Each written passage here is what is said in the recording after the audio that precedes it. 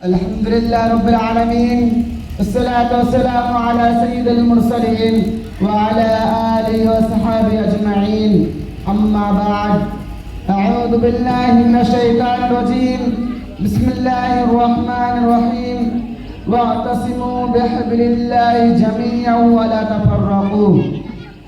محترم حضرات اور میرے استاذ اکرام اور میرے پیارے ساتھیوں، آپ سب کو معلوم ہے کہ آج 15 اگست ہے. ہم اسی 15 اگست کے بارے میں آپ کے سامنے کچھ چند بات پیش کرنا چاہتا ہوں. وہ ہے یوم آزادی. آج ہم اپنے ملک ہندوستان کی آزادی کا جشن منا رہے ہیں. آج کے دن یعنی 15 اگست کو ہی ہمارے ملک کو انگریزوں سے آزاد ملی تھی. آج کا دن ہندوستان کی تاریخ کا انتہائی اہم دن ہے. برسوں کی جدوجہد، جان و مال کی قربانیوں، قید و بند کی صعوباتوں کے بعد ہمیں آزادی کا پرواہ نہ ملا. آج 15 اگست کے موقع پر پورے ہندوستان میں جشن آزادی کے تعلق سے پروگرام ہوتے ہیں اور ان میں ہندوستان کی آزادی کا تاریخ بیان کی جاتی ہے.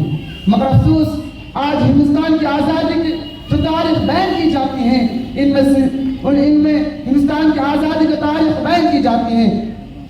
ہندوستان کی جنگ آزادی کی تاریخ اس وقت تک مکمل ہو ہی نہیں سکتی جب تک اس میں اشفاق اللہ کا نام نہ لیا جائے، جب تک مولانا علی ظہر رحمت اللہ کو خراج عقیدت نہ پیش کیا جائے، جب تک ٹیپو سلطان جیسے جوان مرد مجاہد کا ذکر نہ ہو. یا انتہائی افسوس کا مقام ہے کہ ایک طرف فرقہ پرست طاقت ہندوستان کی تاریخ سے مسلمان کے خون کو مٹانے کی ناپاک کوششیں کر رہی ہے، تو دوسری طرف آج کے مسلمان نوجوانوں کو بھی اپنے اسلاف کی تاریخ کا اور جنگ آزادی میں ان کے کردار کو جو علم نہیں، اسے جیسے جدھر ہکا جا رہا ہے وہ اسی رخ پر چلا جا رہا ہے. میرے بھائیوں، آج برادران وطن کے آواز بتا دیجئے کہ مسلمان ہمیشہ سے اپنے ملک اور وطن کا فدا رہا ہے.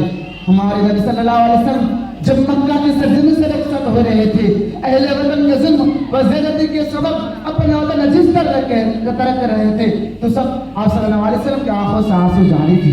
اور آپ صلی اللہ علیہ وسلم خانہ کعبہ کی طرف دیکھتے ہوئے کہہ رہے تھے کہ میں اس لیے شہر چھوڑ کر نہیں جا رہا ہوں کہ مجھے اس سرزمین سے محبت نہیں، بلکہ اس سرزمین کے بعد سے مجھے رہنے نہیں دیتی.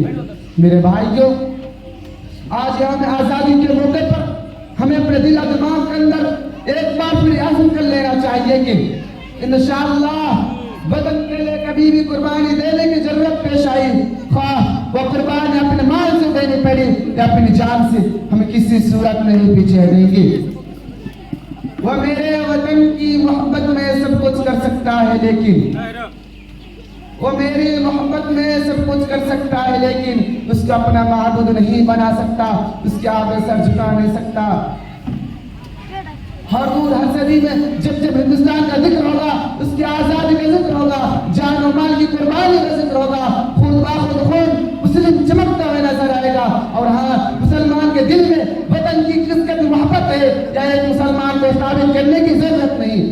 ہندوستان کی تاریخ خود اس کی گواہی دے گی. اور ہاں، ہندوستانی مسلمان اس ملک کی سرزمین سے محبت کرتا ہے، اس کی عبادت نہیں کرتا.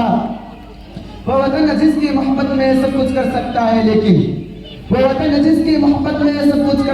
لیکن اس کا اپنا معبود نہیں بنا سکتا، اس کے آگے سر جھکا نہیں سکتا. ہمارے دور کے ایک شہر نے وطن کے تعلق سے بڑی بہترین بات کہی ہے: میں تیری محبت میں گرفتار ہوں لیکن میں تجھ کو خدا سمجھے کا نہیں ہے. آخر بس اتنا ہی کہوں گا کہ اللہ تعالیٰ سے دعا ہے کہ ہمارے دلوں میں وطن کی محبت یوں ہی جگزے رہے، اور ساتھ ہی ساتھ اللہ تعالیٰ کے فرقہ پرستوں کو ہندوستان کی تاریخ سے مسلمانوں کی خون کو مٹانے کی ناپاک کوششیں کر رہی ہے. تو اللہ تعالیٰ اسی زمین کو محبت کرنے کی توفیق عطا فرمائے. آمین. وآخر دعوانا الحمدللہ رب العالمین. السلام علیکم ورحمۃ اللہ وبرکاتہ.